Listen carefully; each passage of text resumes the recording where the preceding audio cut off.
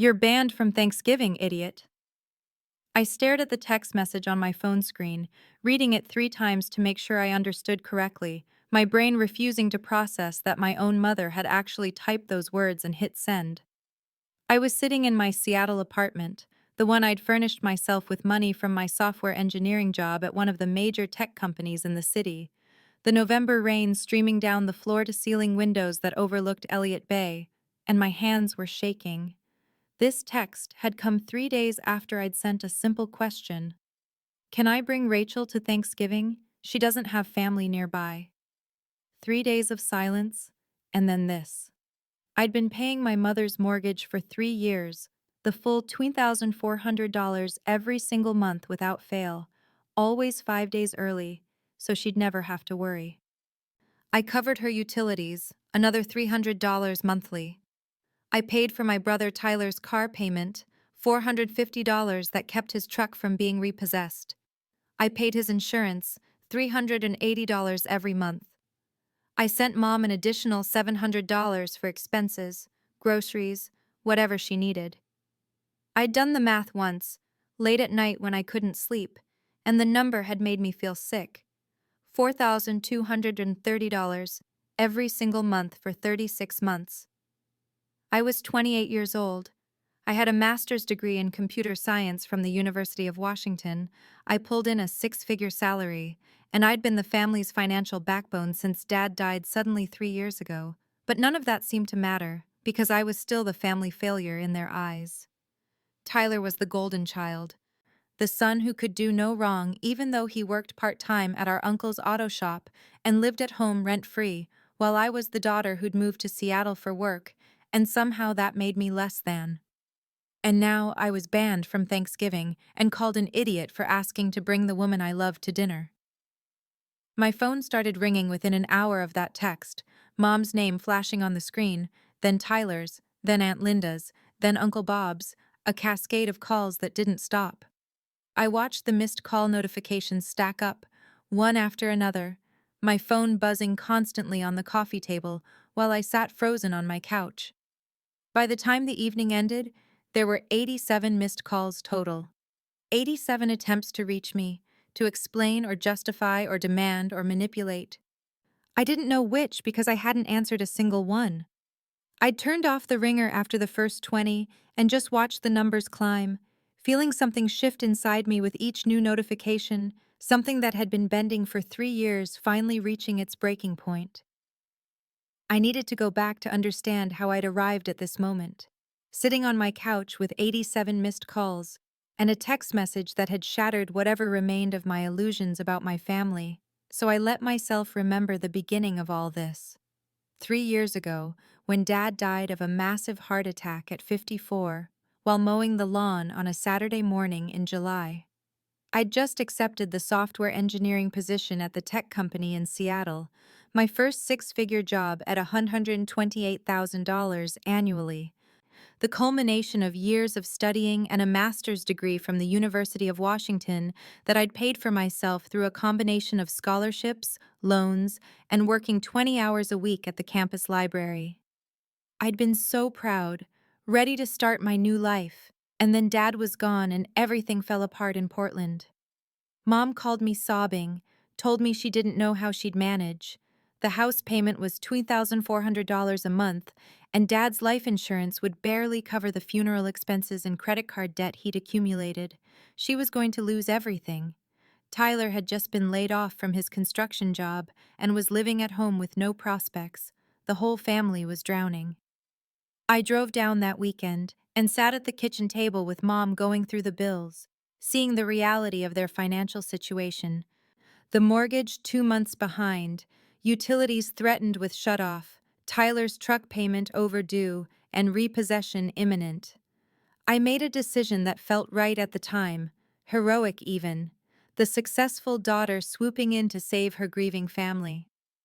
I told Mom I'd take over the mortgage payment, $2,400 monthly, and the utilities at $300, and I'd cover Tyler's car payment of $450 and his insurance at $380 because he needed reliable transportation to find work. and I'd send her an additional $700 for groceries and expenses and whatever else came up. She cried and hugged me and told me I was saving them. And Tyler mumbled thanks while staring at his phone, and I felt needed in a way I'd never felt before in this family.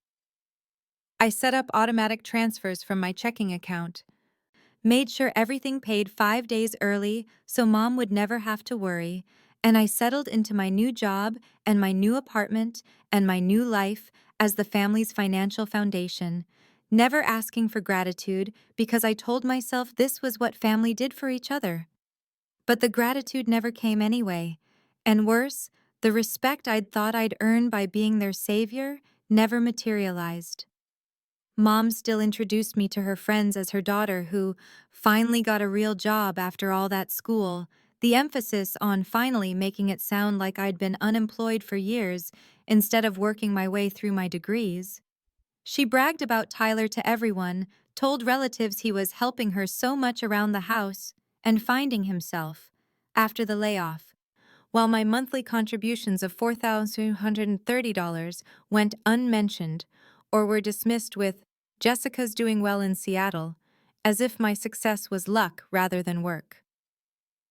I came home for Christmas that first year after Dad died, walked into the house I was paying the mortgage on, and Mom seated me at the folding card table she'd set up in the corner for the kids, my teenage cousins and me, while Tyler sat at the main table with the adults, despite being only 2 years older than me and unemployed. I bought Mom a new washer and dryer set in March of the second year, one $800 that I saved up separately from my monthly payments, had it delivered and installed as a surprise, and when I called to make sure it arrived, Mom said, "Yes, it's wonderful. Tyler helped me pick it out," even though Tyler had done absolutely nothing, and I'd selected the models myself online. Every visit home became an exercise in being invisible despite being indispensable, my money welcomed, but my presence merely tolerated. Tyler, the golden son, who could do no wrong even as he bounced between part-time jobs and finally landed at Uncle Bob's auto shop, working 25 hours a week. And me, the daughter who'd somehow disappointed them by leaving Portland and building a successful career in life. I'd introduced Rachel to my family 2 months before that Thanksgiving text message, back in September when the leaves were just starting to turn in Portland, and I'd been nervous enough about the video call that I'd rehearsed what I was going to say a dozen times in the bathroom mirror of my Seattle apartment.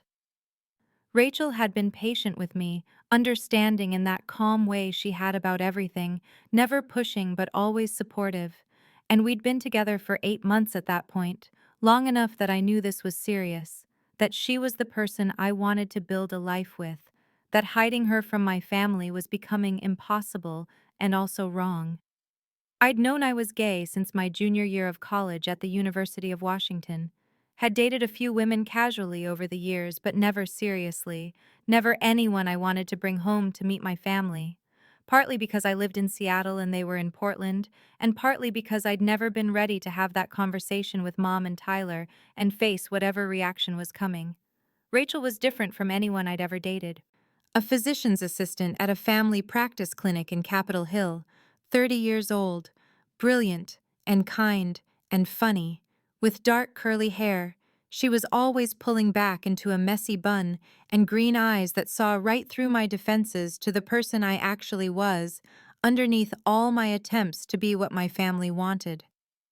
We'd met through mutual friends at a dinner party in March, hit it off immediately, talking about terrible science fiction movies and hiking trails in the Cascades, and by our third date, I knew I was falling for her in a way that felt both terrifying and inevitable.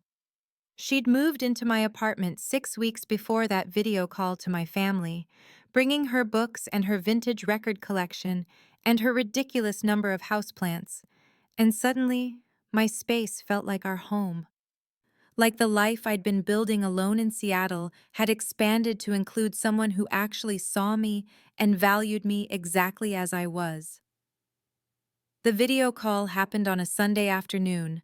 Mom and Tyler both in the kitchen in Portland, with the laptop propped on the counter, me and Rachel squeezed together on my couch in Seattle with my phone angled to show both of us, and I'd said the words I'd practiced.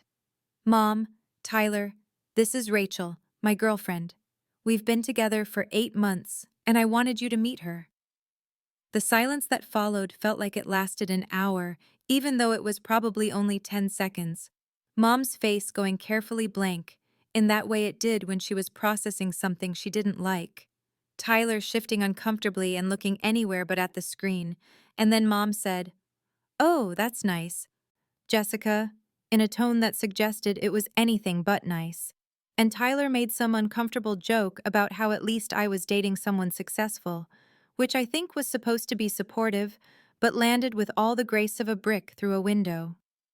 Rachel had smiled and asked them questions about Portland and the house and how they were doing, trying to fill the awkward silence with normalcy. And Mom had answered in polite monosyllables, while Tyler mostly stayed quiet. And after 15 excruciating minutes, I'd ended the call with promises to talk soon, knowing even as I said it that the conversation had gone as badly as I'd feared. I'd told myself they just needed time to adjust, that Mom had grown up in a different era and small-town Oregon values died hard, that eventually they'd come around and see how happy Rachel made me, and that would be enough. But deep down I'd known I was lying to myself, because my family had never cared much about my happiness before, and there was no reason to think they'd start now. 6 weeks went by with minimal contact, just the usual brief text exchanges about bills and family updates, nothing acknowledging Rachel or the video call or the fact that I'd just come out to them. And I'd started to hope maybe we could just move forward with this new reality unspoken, but accepted. That we could all pretend this was normal and fine, and not address it directly. Then, in early November, I'd sent that text message to Mom. Simple and straightforward because I'd thought after 6 weeks of silence maybe things had settled. "Can I bring Rachel to Thanksgiving? She doesn't have family nearby." Rachel's parents had died in a car accident when she was in college. She had a sister in Denver, but they were spending Thanksgiving with her in-laws that year. And the thought of Rachel spending the holiday alone in Seattle while I drove to Portland felt wrong, felt like I was choosing my family's comfort over the woman I loved, and I'd wanted to do the right thing and include her. 3 days of silence followed that text. 3 days where I checked my phone obsessively and wondered if Mom was going to respond at all, and then on the fourth day that message arrived. "You're banned from Thanksgiving, idiot." I spent that entire evening sitting at my dining table in my Seattle apartment with my laptop open and 3 years of bank statements spread across the surface.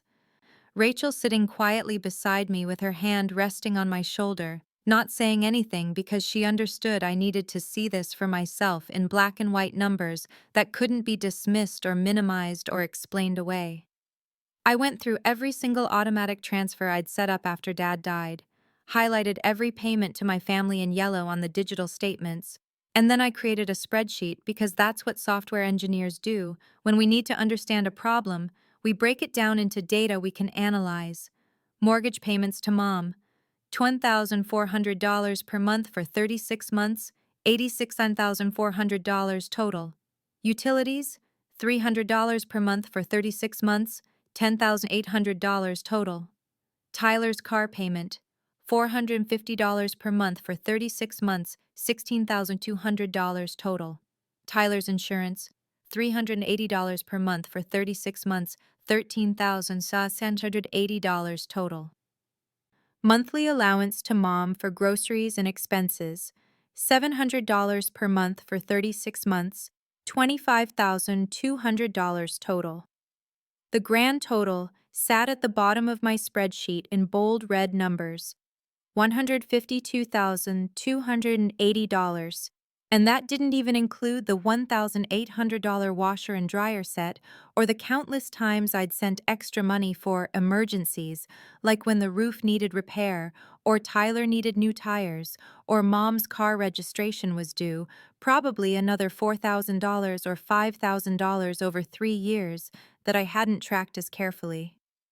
I stared at that number, $152,280, more than my entire annual salary even now, and I thought about the text message still sitting in my phone. "You're banned from Thanksgiving, idiot." Rachel leaned over to look at the spreadsheet, and I heard her sharp intake of breath when she saw the total, and then she said very quietly, "Jessica, you know you don't owe them this, right? You never owed them this."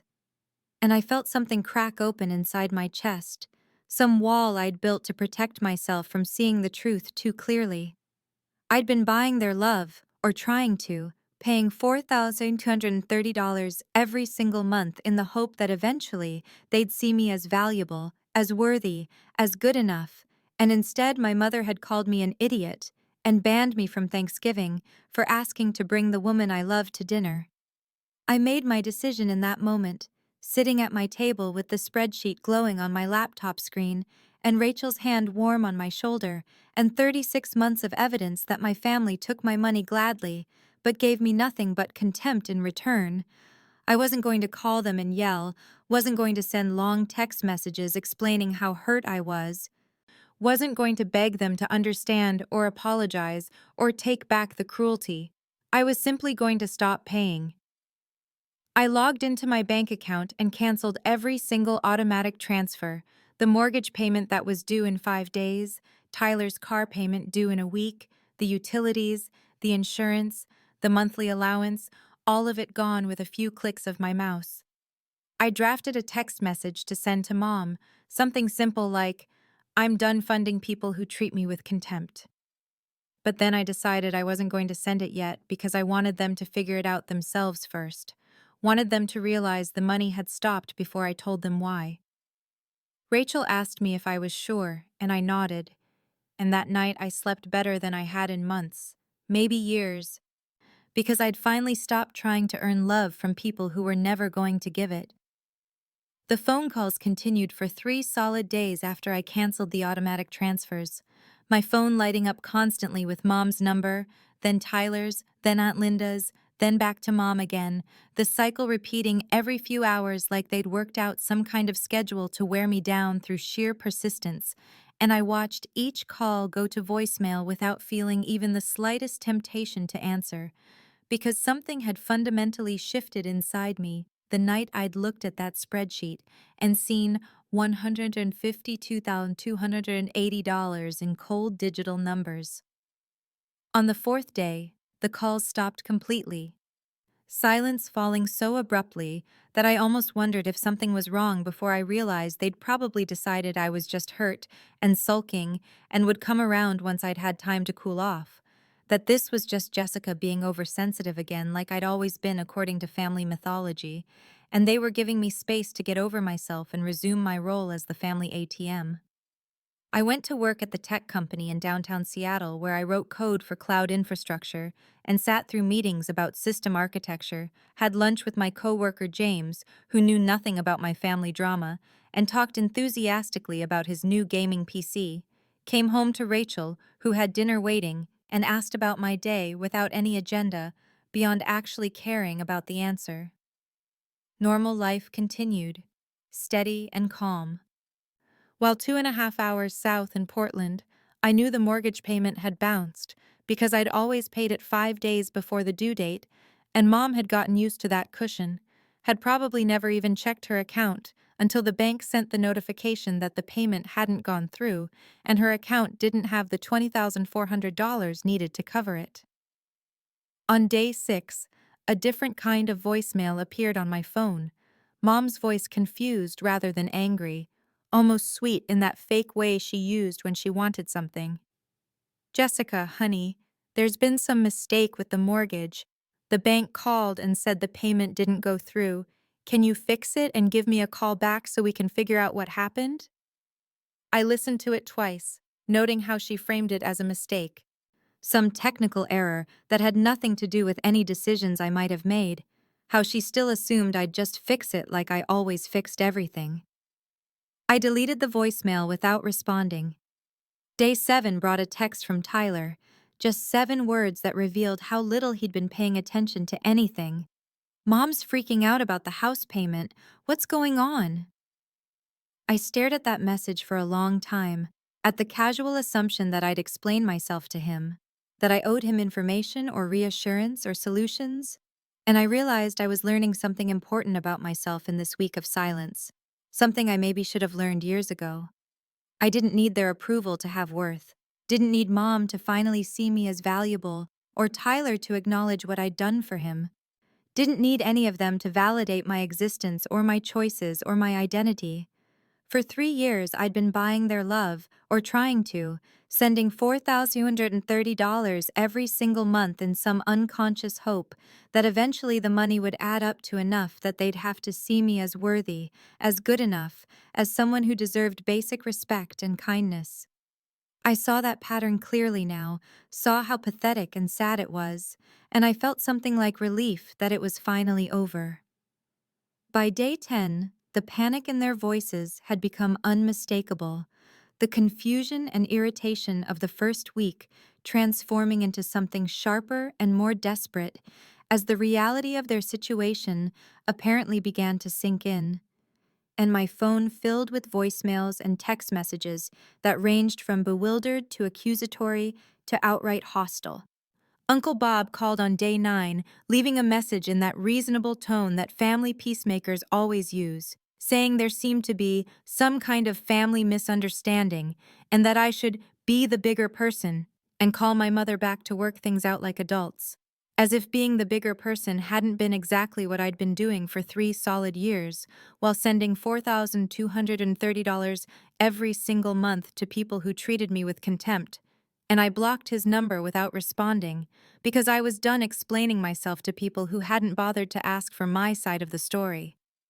Aunt Linda texted me a long message on day 10 about how family was supposed to stick together through thick and thin, and that I shouldn't be vindictive over one little disagreement, how Mom was beside herself with worry and stress, how I was being cruel and unreasonable, and I read that message twice before blocking her number too, because apparently banning your daughter from Thanksgiving and calling her an idiot was one little disagreement.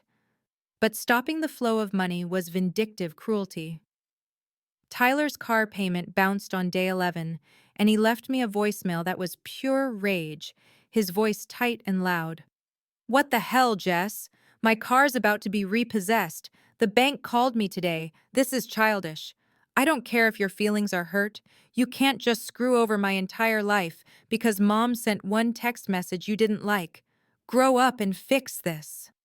I listened to that voicemail twice, sitting on my couch with Rachel grading patient charts beside me, and I felt absolutely nothing except a crystalline clarity about how right my decision had been.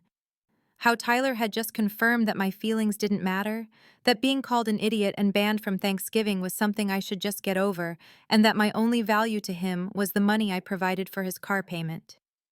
Mom left her own voicemail that same day, her voice clipped and cold in that particular way she had when she was trying to control her anger. "I don't know what game you're playing, Jessica, but you're being incredibly selfish. Your brother needs his car for work. I need to keep this house. You're hurting this entire family because you're throwing a tantrum. Call me immediately so we can resolve this." I saved that voicemail, added it to the growing collection of evidence I was keeping, though I wasn't entirely sure yet what I'd need it for. Just some instinct that told me to document everything. On day 13, the utilities were shut off at the house in Portland because Mom's account didn't have the $300 to cover the bill that I'd always paid. And she texted me, "The power is off. Your brother is here in the cold. Fix this now." I showed that text to Rachel, who looked at it for a long moment, and then squeezed my hand and said quietly, "You're doing the right thing." And I knew I was, knew it in my bones, even as decades of conditioning tried to flood me with guilt about Tyler sitting in a cold house, because Tyler was 26 years old and perfectly capable of paying a utility bill himself, instead of expecting his sister to fund his entire existence while treating her like garbage. 2 weeks after the Thanksgiving ban text arrived on my phone, 2 weeks of ignored calls and deleted voicemails and blocked numbers, Mom and Tyler showed up at my apartment in Seattle unannounced on a Tuesday evening when Rachel was still at work at the clinic, and I was home alone making dinner, and I saw them through the door camera standing in the hallway outside my apartment looking tired and angry from the 2.5-hour drive from Portland, and for a long moment I considered not answering the door at all, just pretending I wasn't home and letting them eventually give up and leave. But something in me wanted this confrontation, needed it maybe, needed to face them in person and say the things I'd been rehearsing in my head for 14 days. So I took a deep breath and opened the door, and before I could say a word, Mom pushed past me into my apartment like she owned the place.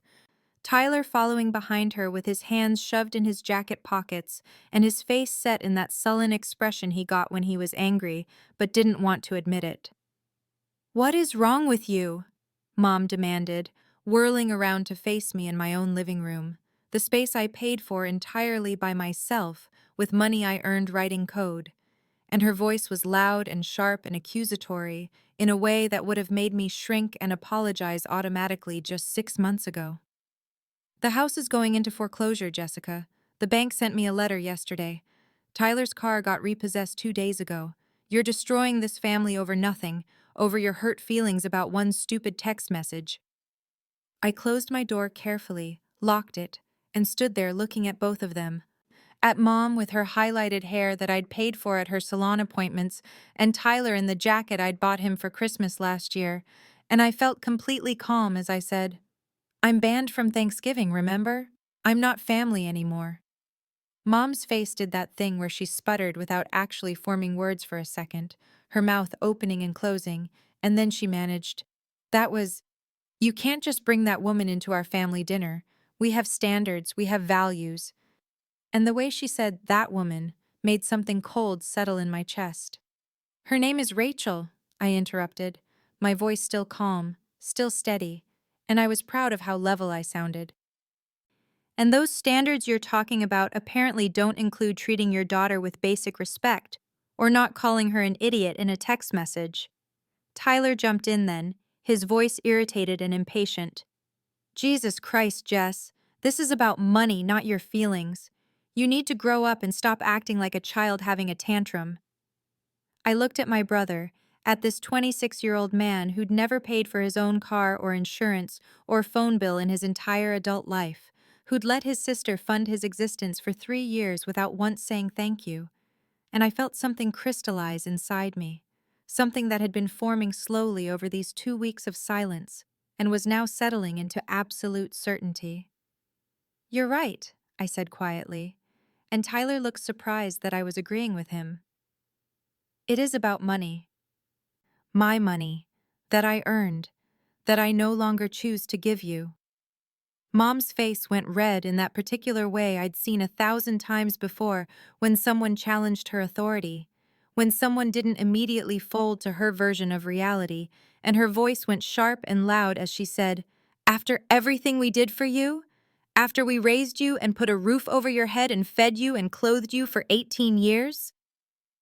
I had prepared for this exact argument during the 2 weeks of silence, had known she would pull out the parental obligation card like it was some kind of trump that negated 3 years and $151,200 of my adult money, and I kept my voice calm and level as I said, "You were legally obligated to raise me.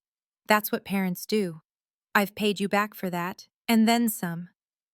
$151,200 over 3 years. I calculated it."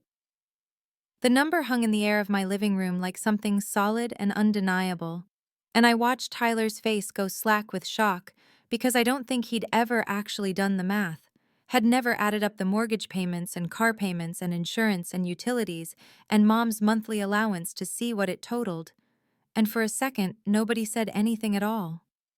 Mom recovered quickly the way she always did, her face shifting from red to something paler, and she said, "That was you helping family. You don't get paid back for helping family. That's not how family works, Jessica." "You're right," I said, and I meant it. I actually agreed with her on that specific point. You don't get paid back for helping family. But you also don't call family idiots and ban them from holidays for being gay. You don't treat family with contempt while taking their money. We're not, it's not about that. It's not about you being gay." Mom stumbled over the words, her usual confidence faltering because we both knew that was exactly what it was about, and she tried again. "It's about propriety, about not flaunting a lifestyle, about having some decency at a family gathering." Tyler cut her off, trying a different approach, his voice less angry now and more placating. Look, Jess, maybe Mom overreacted about the Thanksgiving thing. Maybe she could have said it better. Can we just move past this and go back to normal? I shook my head slowly, deliberately, and I felt something settle in my chest that was completely certain and completely calm. Here's what's going to happen. I'm not paying for anything anymore. Not the house, not the car, not the utilities, none of it. That's done. You're both going to leave my apartment now. Mom's eyes filled with tears, the kind I'd seen her produce instantly when she needed to manipulate a situation, when she needed someone to feel guilty and back down, and her voice went small and wounded. You'd let us become homeless? You'd do that to your own mother? Let me lose my house, the house where you grew up, where your father died?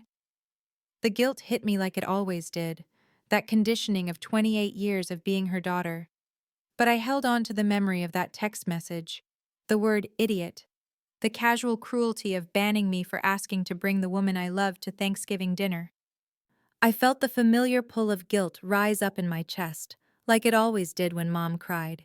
That conditioning of 28 years of being her daughter and wanting her approval even when she withheld it, wanting to fix things and make everything okay, even when I wasn't the one who'd broken them. And for just a second I almost caved, almost said I was sorry, and that I'd figure something out about the mortgage payment. Then I remembered the text message, the one I'd read probably 100 times in the past 2 weeks, and I pulled out my phone with hands that were steadier than I expected and held it up so both Mom and Tyler could see the screen clearly. "This is what you sent me," I said, my voice calm and level and harder than I'd ever heard it sound before. "Not a conversation about your concerns. Not a discussion about Thanksgiving plans, not a phone call to talk about Rachel, just this. You're banned from Thanksgiving, idiot." Mom barely glanced at the screen, waving her hand dismissively like the words there didn't matter, like evidence of her own cruelty was irrelevant, and she said, "Oh, for God's sake, Jessica, you're so sensitive about everything. It was a joke. I was upset, and I typed something without thinking. You're really going to destroy your family over one stupid text message?" "Banning me from Thanksgiving was a joke?" I asked, and I kept my voice quiet because I'd learned that staying calm made the point better than yelling ever could. "Calling me an idiot was a joke? Which part exactly was supposed to be funny?" Tyler shifted uncomfortably near the door, his hands still in his pockets. And he looked between Mom and me with an expression I couldn't quite read, and then he said quietly, "Mom, you did say that was pretty harsh when you showed me the text. You were pretty mad that day." Mom whirled on him instantly, her face flushing red again, and her voice went sharp. "Don't you start taking her side, Tyler. This is your car we're talking about. Your home. She's letting us both suffer because she wants to play victim about her feelings getting hurt." I watched it happen right there in my living room, the dynamic I'd been part of my entire life, suddenly visible like someone had turned on a light in a dark room, and I saw how Mom did this, how she pitted Tyler and me against each other constantly. How Tyler was the golden child who still somehow could never do enough to earn real approval, and I was the disappointment who could never do enough to earn basic respect. She kept us both chasing her validation in different ways, kept us both off balance, and I realized I didn't want to play anymore. I was done. "You need to leave," I said again, and this time my voice was absolutely final. Mom's tears stopped like I'd flipped a switch, her face going hard and angry, and she said, "We're not done talking about this, Jessica. You don't get to just throw us out." "Yes, I do," I said. "This is my apartment that I pay for with my money. You have 5 minutes to get out before I call building security and have you removed." They left about 10 minutes later, after Mom tried twice more to guilt me into changing my mind, and Tyler stood there looking angry and lost and confused all at once, and Mom was crying those dramatic tears as she walked out the door, saying, "I'd regret this, and that family was supposed to forgive each other, and that I was destroying everything Dad had built." I locked the door behind them with hands that were shaking now that the confrontation was over, and I walked to my couch and sat down heavily, my whole body trembling not from fear or regret, but from pure adrenaline, from the shock of actually having done it, of actually having stood my ground and told them no and meant it. I'd actually done it. I sat there for maybe 20 minutes just breathing and staring at my apartment wall and processing what had just happened. And when Rachel came home from her shift at the clinic around 6:30, she found me still sitting there, and I told her everything that had happened, every word of the confrontation, Mom's tears and Tyler's anger, and the threat to call security that I'd actually meant. Rachel sat down next to me and pulled me into her arms and held me tight and said quietly into my hair, "I'm so proud of you." And I felt something break loose in my chest that might have been relief or grief or both.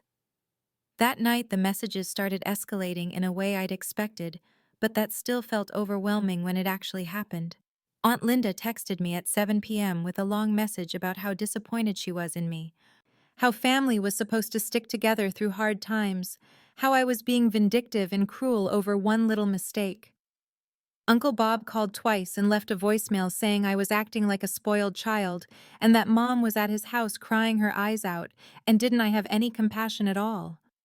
Cousins I barely knew and hadn't heard from in years suddenly had opinions about my character and my choices, all of them texting or messaging me on Facebook about what a terrible person I was.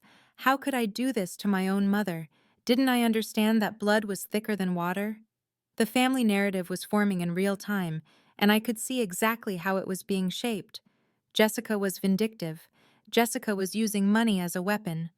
Jessica was letting her lifestyle choices destroy the family over one little text message that didn't mean anything. Nobody mentioned the $151,200. Nobody mentioned 3 years of mortgage payments. Nobody mentioned that the one little text had called me an idiot and banned me from Thanksgiving for being gay. I sat on my couch with Rachel beside me and took screenshots of everything, every text message and every voicemail and every Facebook message, saving all of it to a folder on my phone and backing it up to cloud storage because some instinct told me I was going to need a record of this, that the narrative was going to get worse before it got better. I also called the mortgage company the next morning during my lunch break at work, sitting in my car in the parking garage, and I confirmed what I already knew. My name wasn't on the mortgage, wasn't on any paperwork at all related to Mom's house. I'd been sending money directly to Mom's checking account via electronic transfer, and she'd been paying the mortgage herself, which meant I had exactly zero legal obligation to continue those payments, no contract or agreement or anything that could compel me to keep funding her life. Mom took to Facebook 3 days after showing up at my apartment, and I saw the post Thursday evening when I was scrolling through my phone during a break at work. It was long and detailed and carefully worded to make her sound like a martyr, all about ungrateful children in this modern age, about how she'd sacrificed everything to raise her daughter as a single mother after her husband died, how she'd given up her own dreams and worked multiple jobs and gone without so her children could have what they needed, only to be completely abandoned in her time of greatest need by that same daughter who now had money and success, but apparently no compassion or family loyalty. She never used my name, but everyone in the family knew exactly who she was talking about, and the comments started rolling in within minutes, all supportive of Mom, all validating her victimhood. Kids these days have no respect for what their parents did for them, and "you deserve so much better than this," and "praying for you during this difficult time," and "some people forget where they came from." I sat in my car in the parking garage at work and read through the post twice, felt that familiar shame rising up in my chest, that old conditioning that said I was bad and wrong and selfish. And then I looked at the screenshot I'd saved of Mom's text message, the one calling me an idiot and banning me from Thanksgiving, and I felt something entirely different start to burn in my chest. Righteous anger. I'd been silent for 3 years, accepting mistreatment and dismissal and casual cruelty because I didn't want to cause drama, because I'd been taught that keeping the peace was more important than standing up for myself, because some part of me still wanted Mom's approval, even when she made it clear I'd never have it. But Mom had made this public, had put our family business on Facebook for everyone to see and judge, had painted herself as the victim and me as the villain, without telling anyone the actual truth of what had happened. If she was going to make this public, I could respond publicly. I drove home and talked to Rachel about it, asked her if she thought I was crazy for wanting to tell my side of the story, and Rachel held my hands and said, "You have every right to defend yourself. She's lying by omission, and you have the receipts to prove it." So that night, I sat at my kitchen table with my laptop and I typed my own Facebook post, and my hands were steady the entire time because I knew I was telling the truth, and the truth was powerful. I wrote the post carefully, explaining that I was a 28-year-old software engineer who had spent the last 3 years paying $4,200 per month to support my mother and brother after my father passed away, that I had covered the full mortgage on Mom's house in Portland for 36 months, along with utilities and my brother's car payment and insurance and a monthly allowance for expenses, that the total amount I had paid was $151,200, and that I had done this willingly because I loved my family and wanted to help during a difficult time. I explained that 2 months ago I had introduced them to my girlfriend Rachel via video call, that the reaction had been cold, but I'd hoped they just needed time to adjust, and that when I asked if I could bring Rachel to Thanksgiving dinner because she didn't have family nearby, my mother had responded 3 days later with a text message that said, "You're banned from Thanksgiving, idiot." I included the screenshot of that text message, the words right there for everyone to see, undeniable and cruel. I explained that after receiving that message, I had made the decision to stop funding people who treated me with contempt, that I had canceled all the payments, and that my family had responded with 87 phone calls in 6 hours, and then shown up at my apartment demanding I resume payments while still refusing to apologize or acknowledge how they'd treated me. I wrote that I was done being an ATM for people who saw me as less than, that I was done accepting cruelty in the name of family, and that I was building a life with people who loved me as I actually was. I kept the tone factual and calm, not angry or vindictive, just honest. And when I finished writing, I read it through 3 times to make sure I wasn't saying anything I'd regret, and then I clicked post and set my phone down on the kitchen table and waited. Within 20 minutes, the comments started coming in, but these were completely different from the comments on Mom's post. These were from my actual friends and people who actually knew me. Maya wrote, "Oh my God, Jess, I had no idea you were dealing with this. I'm so sorry." And my coworker Derek commented, "You deserve so much better than this. Proud of you for standing up for yourself."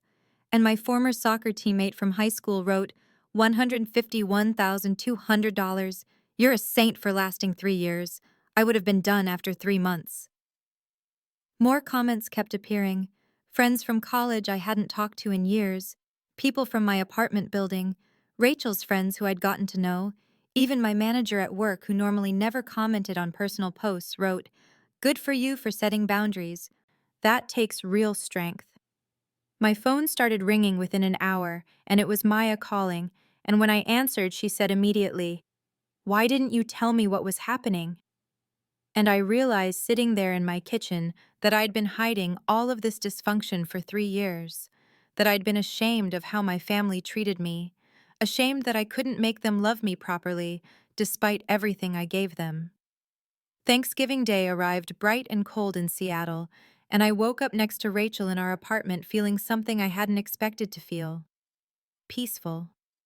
We'd spent the previous evening preparing dishes for the dinner we were hosting, our kitchen counter covered with ingredients and borrowed serving dishes, Rachel's sister Kate having dropped off her extra roasting pan the night before. And now the morning stretched ahead of us full of cooking and laughter and the kind of holiday I'd never quite had growing up. We had 10 people coming total: Rachel's sister Kate and her husband James, my best friend Maya and her husband Tony, and 2 couples from our building who'd become real friends over the past year.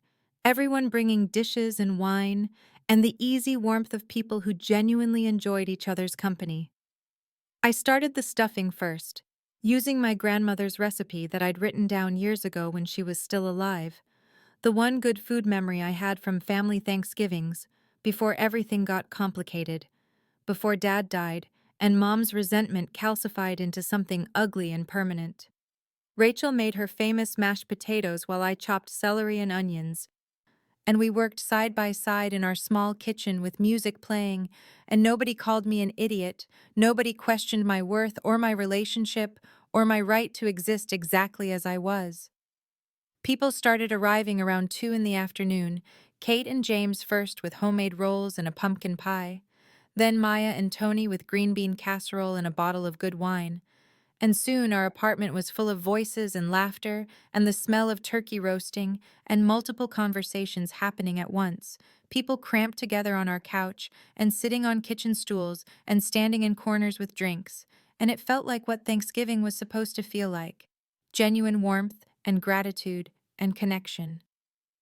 My phone buzzed a few times during the afternoon, messages I could see lighting up the screen where it sat on the counter, and one of them was from Mom, sent that morning before I'd finally blocked her number. "I hope you're happy. Thanksgiving is ruined." The message had come through just before the block took effect, one last attempt to make me feel guilty for choosing my own well-being over her comfort, and I showed it to Rachel while we were alone in the kitchen for a moment. And Rachel raised an eyebrow and said in that dry way she had, "Your absence ruined Thanksgiving, but apparently your presence and $200 a month for 3 years didn't make it special." And I laughed, actually laughed, because she was right, and because I was standing in a room full of people who loved me, and because I was free. When we all sat down to eat, squeezed around our table with folding chairs borrowed from neighbors and mismatched plates that didn't matter at all, Rachel stood and raised her glass and said, "I want to make a toast to found family, to the people who choose to love us exactly as we are." And everyone raised their glasses, and I felt tears in my eyes, the good kind, the kind that came from joy instead of pain. And I looked around at these faces, at Maya, who'd known me since freshman year of college, at Kate, who'd welcomed me into her family without hesitation, at our friends who'd never once made me feel like I needed to be anything other than myself. And I realized this was what I'd been searching for all along: belonging without conditions, love without price tags, acceptance without needing to shrink myself to fit someone else's narrow definition of worthy. In the weeks after Thanksgiving, I learned through the family grapevine that Mom had moved in with Uncle Bob, the house in Portland entering foreclosure proceedings after 3 missed mortgage payments. And I heard this from Maya, who'd heard it from a mutual cousin who still talked to both sides of the family divide. Tyler was living with a friend from high school, working full-time now at a restaurant downtown, saving money for a new used car to replace the one that had been repossessed, and apparently he'd taken on extra shifts and was actually showing up reliably, which was more than he'd ever done at Uncle's shop. Part of me felt guilty when I heard these updates, that old conditioning running deep like roots that had been growing for 28 years, the voice in my head that said I should fix things, should send money, should make sure my mother had a home, and my brother had transportation. That said a good daughter wouldn't let her family struggle even if they'd treated her terribly. The guilt would hit me at random moments, seeing an older woman at the grocery store who looked like Mom from behind, driving past a house with a foreclosure sign in the yard, watching a family at a restaurant where the adult children were clearly taking care of their elderly parents.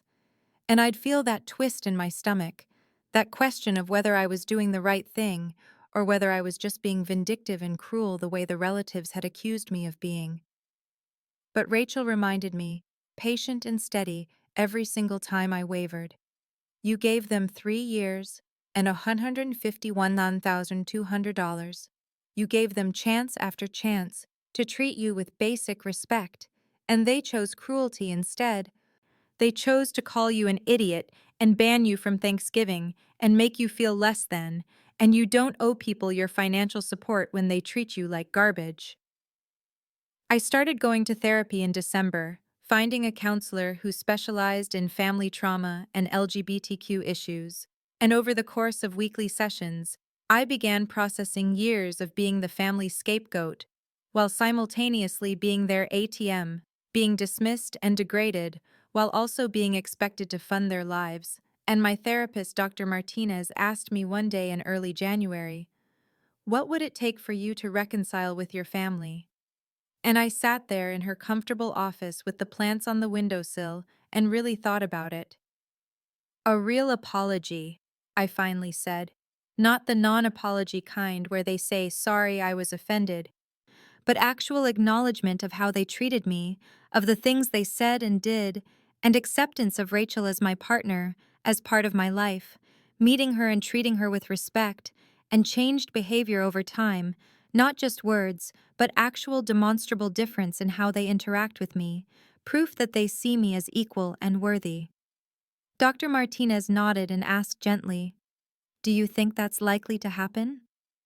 And I felt something settle in my chest as I answered honestly, "No, I don't think so, and I'm making peace with that."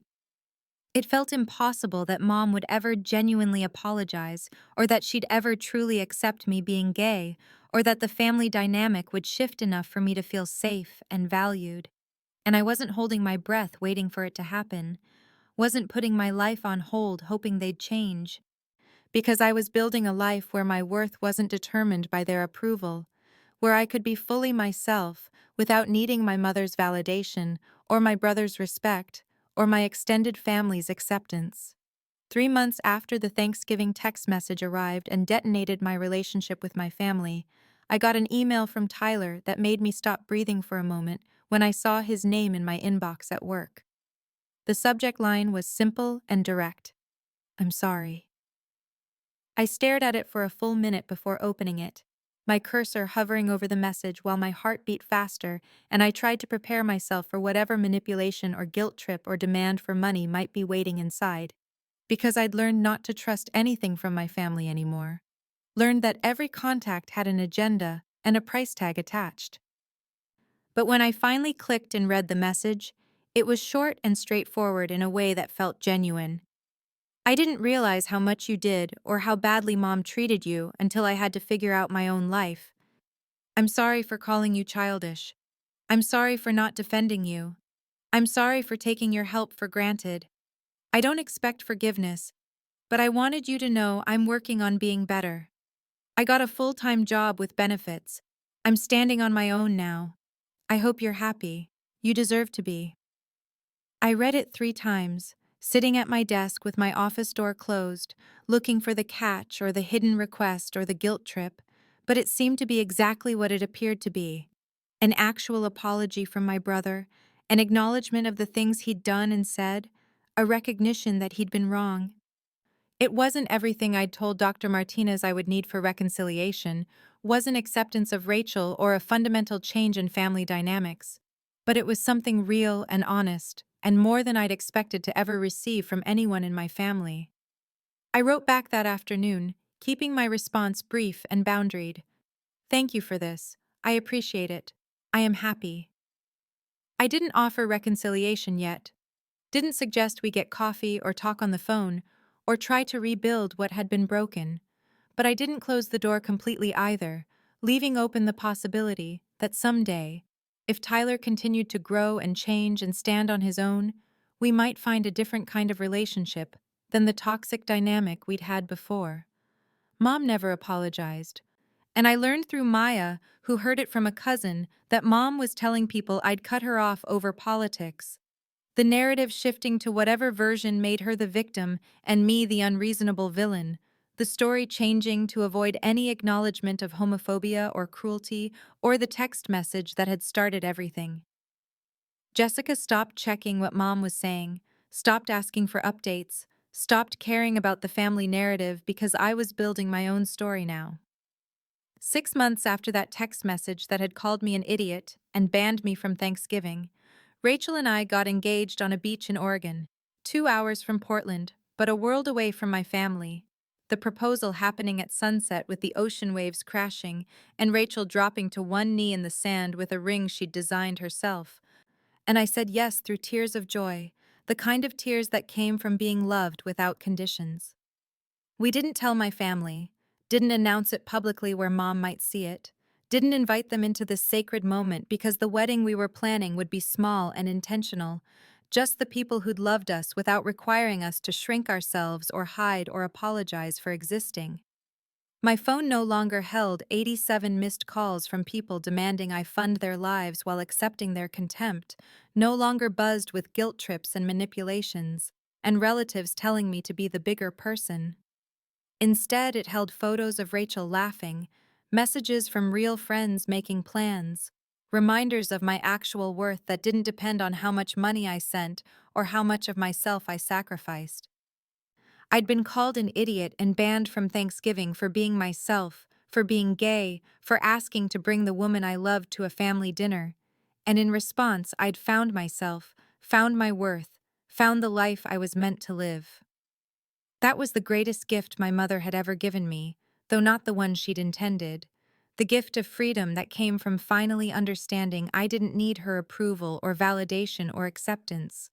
Jessica was enough, had always been enough, and now finally, after 28 years of trying to earn love from people who would never freely give it, I believed it.